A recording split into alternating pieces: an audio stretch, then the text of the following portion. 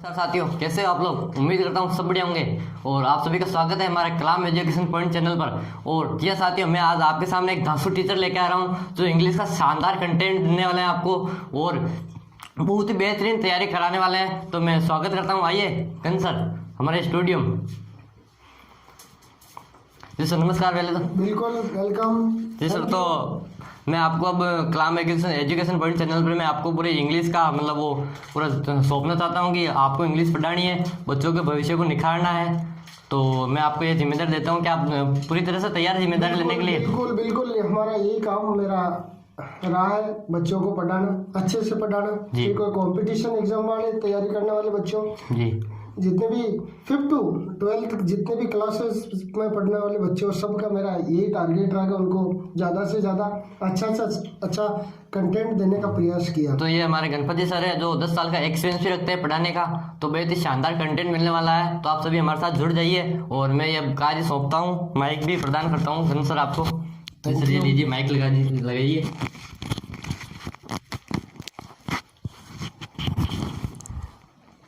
ये संभाल कर। Yes guys, how are you all? I am Ganpat Saini. English को लेकर आपके सामने उपस्थित हुआ हूँ और उम्मीद करता हूँ I hope you will all like my videos. ज़्यादा से ज़्यादा आप मेरे वीडियोस को लाइक करेंगे, इसी उम्मीद के साथ मैं आपके सामने उपस्थित हुआ हूँ। मैं स्टार्ट कर रहा हूँ इंग्लिश। गाइस, जैसा कि आपको सबको पता है, English is a language. English एक लैंग्वेज है। I can say English is an international language. इस लैंग्वेज को संपूर्ण विश्व में ये बोली जाती है। English is spoken all over the world. और इंग्लिश सबसे पहले हमें किस तरह सीखनी चाहिए, कैसे स्टार्ट करनी चाहिए, वो मैं आपको ज़्यादा से ज़्यादा कोशिश करूँगा कि समझाने का प्रयास करूँगा आपका। और आपका एक काम रहेगा कि आप मुझे ज़्यादा से ज़्यादा उत्साह करते रहे, उत्साह बढ़ाते रहे मेरा। आप सकारात्मक कमेंट करते रहे। आपकी सकारात्मक कमेंट सदैव मुझे ऊपर और आपको अच्छा से अच्छा कंटेंट देने का प्रयास करवाएंगे। Let's start English.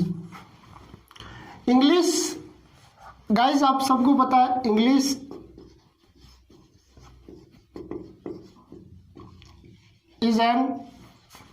is an international language।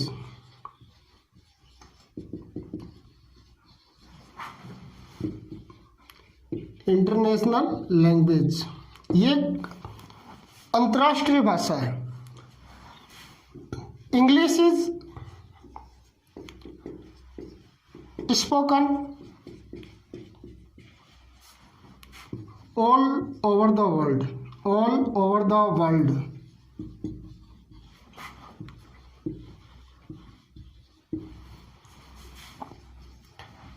एक और गाइस मैं आपको बताना चाहूँगा, इंग्लिश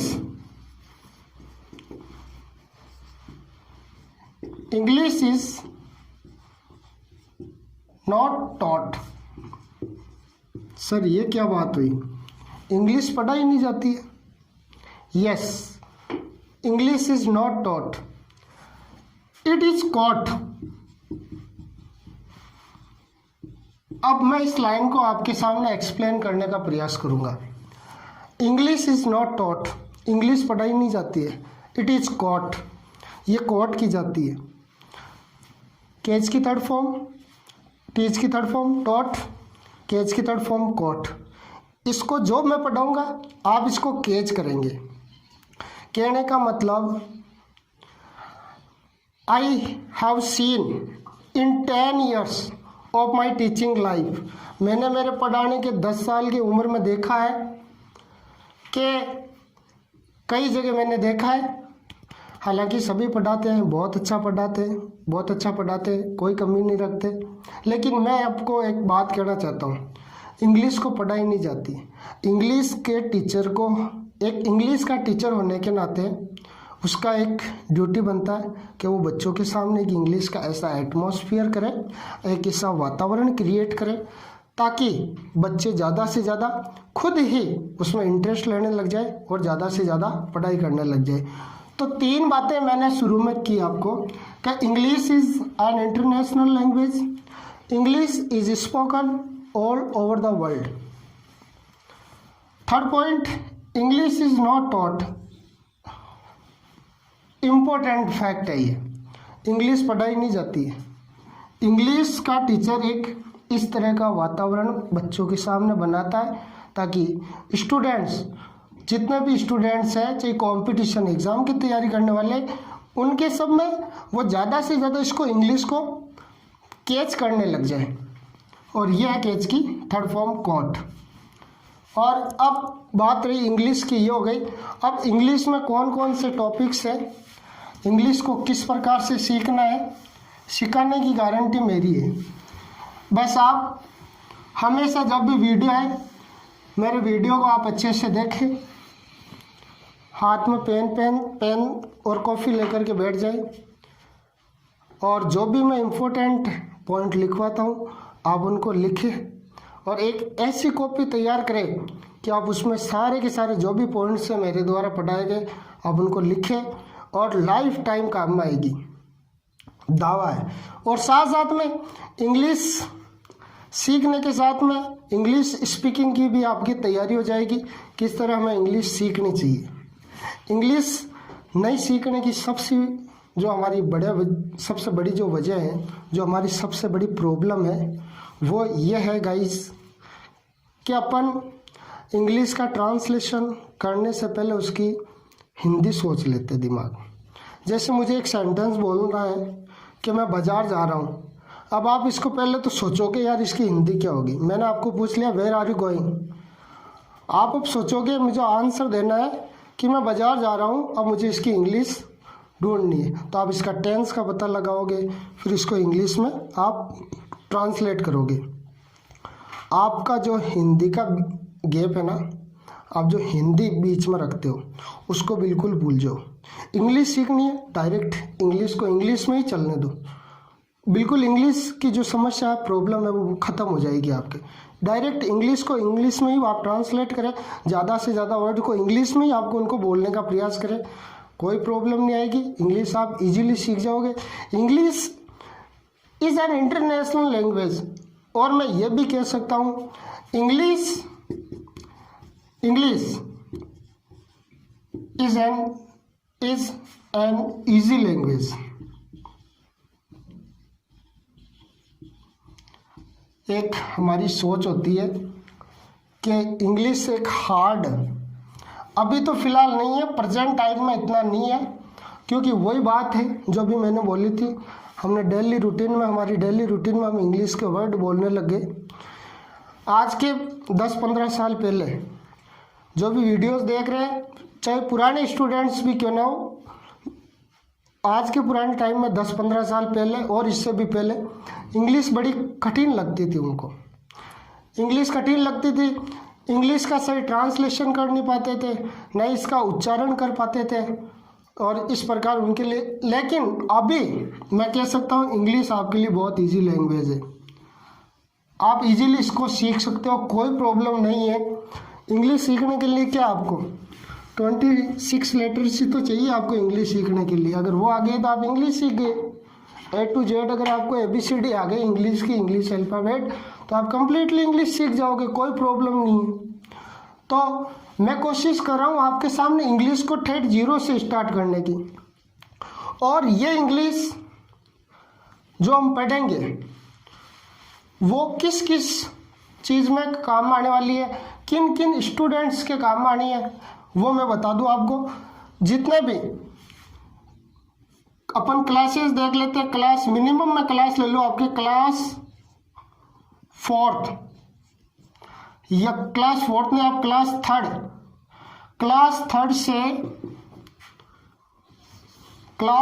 से यानी फ्रॉम क्लास 3 to 12 तक, एक तो इनके लिए काम आएगी। इंग्लिश किन के लिए काम आएगी, यानी मैं टॉपिक डाल दूँ आपके लिए, इंग्लिश किन के लिए उपयोगी है, इंग्लिश किन के लिए उपयोगी है।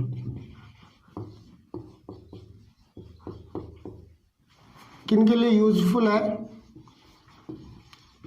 एक तो क्लास फ्रॉम क्लास 3 to 12, उसके बाद में ऑल कॉम्पिटिशन्स एग्जाम, जितना भी कॉम्पिटिशन्स एग्जाम है कौन कौन से आपके टीचर की वैकेंसीज है, जैसे first grade, second grade, first grade, second grade, REET के माध्यम से होती है थर्ड ग्रेड भर्ती। ये फिलहाल पटवार में भी आपके इंग्लिश को अलाउ कर दिया। उसके बाद में ग्राम सेवक, नेक्स्ट आपके मैं कह सकता हूँ जितने भी सेंट्रल लेवल की वैकेंसीज है, जैसे एसएससी और कोई भी, और मैं कह सकता हूँ यहाँ पर लिख दूँ सेंट्रल लेवल कॉम्पिटिशन्स। गाइस दावे के साथ मैं कह रहा हूँ, अगर आप इनको पढ़ लोगे, क्लास 3 से लेकर 12 तक के जितने भी स्टूडेंट्स हैं उनके लिए यूजफुल है, उनके लिए यूजफुल है। क्लास आपके 3 से लेकर 12 तक उनके लिए उपयोगी है। ऑल कॉम्पिटिशन्स एग्ज़ाम जहाँ पर आपके इंग्लिश का नाम आ गया, चाहे कोई सा भी कंपटीशन एग्ज़ाम है आपके और जिसमें इंग्लिश का नाम आ गया, इंग्लिश का आपके अगर टॉपिक डाल दिया तो ये आपके बहुत ही ज़्यादा उपयोगी होगी। इंग्लिश का मैं बताता हूँ आपको। सबसे पहले टॉपिक्स कौन कौन से होते हैं।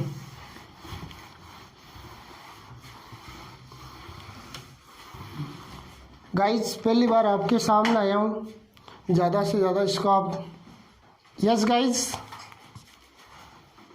तो मैं बता रहा हूँ आपको कि अपन लोग इंग्लिश के कौन कौन से टॉपिक्स को पढ़ेंगे, कौन कौन से टॉपिक्स हमारे लिए उपयोगी होती है।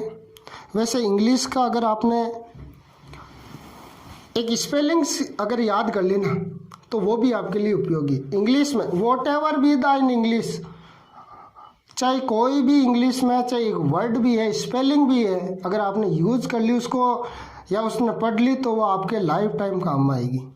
और मैं तो कहूँ इस तरह से पढ़ना अपन को कि अपन हम मतलब वो कहते हैं ना कि रटन वाली पढ़ाई नहीं करेंगे, अपन एकदम ऐसी स्टडी करेंगे।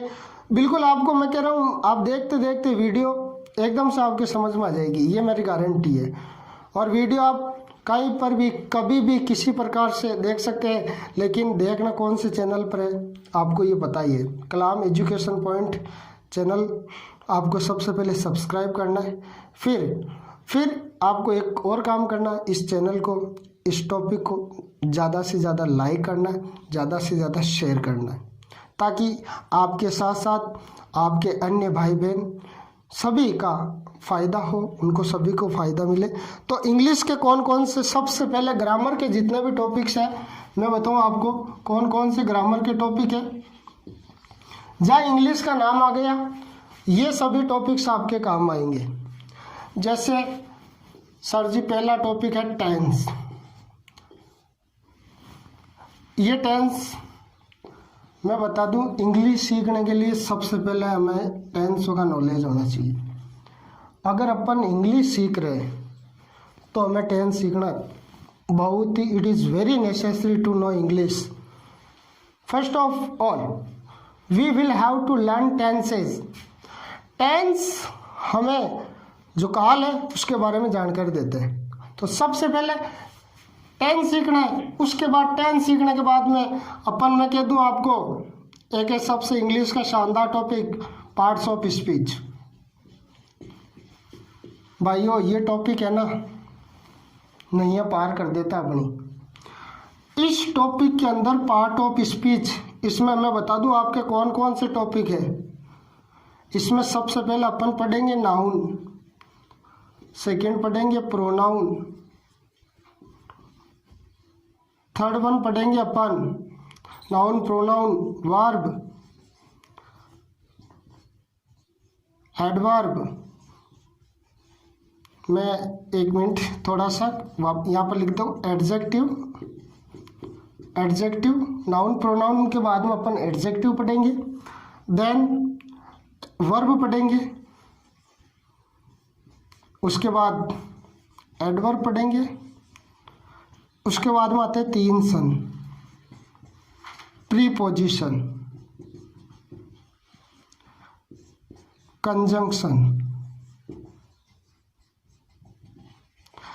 एंड लास्ट आपके इंटरजेक्शन।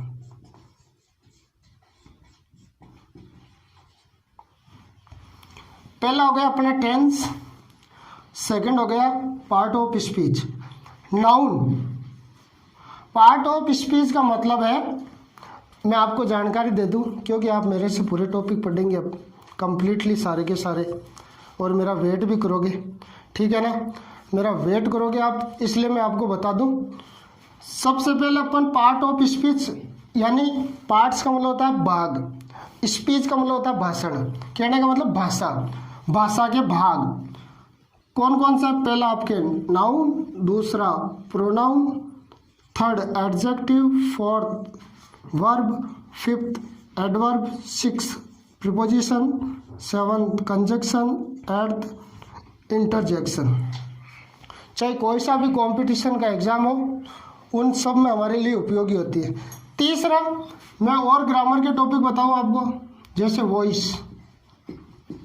फोर्थ है अपना नरेशन,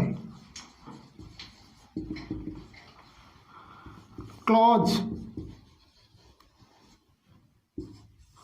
ये बाकी आप कह रहे हो ना मॉडल्स वगैरह, ये सब इनमें आ जाएंगे वर्ब्स में।